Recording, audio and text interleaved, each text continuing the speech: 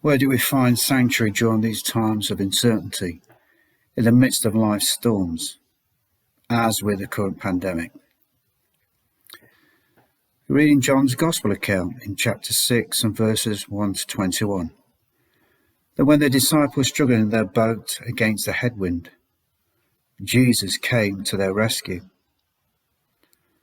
Although apparently passing them by, he heard their cries and turned to meet them, expressing first words of assurance and then calming the wind, which was preventing their progress.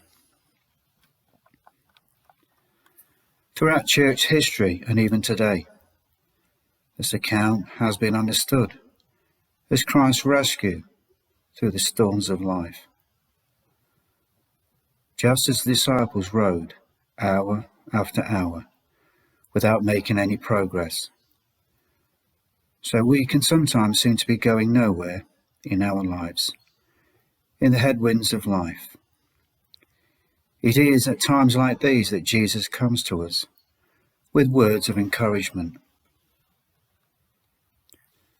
But notice that Jesus did not deliver the disciples to land, but rather enabled them to continue on their journey.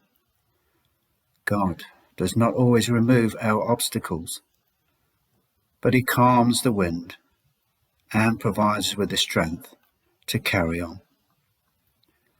Something to consider when you or another finds themselves overwhelmed with the challenges and storms in your life. Is what you are saying or thinking true? Or is it how you are feeling? As I muse over these words, I think back to the times when I have cried out to the Lord, when I have been in the midst of overwhelming challenges in my life. When we seek God during such times, he leads us back to what is true. He is true. His promises are true. We may feel abandoned, but he will never forsake us. We read in Deuteronomy, "Be strong and courageous. Do not be afraid or terrified because of them. For the Lord your God goes with you. He'll never leave you, nor forsake you." We may feel that our life has no purpose, but he has a plan meant to prosper us, with a sense of real hope.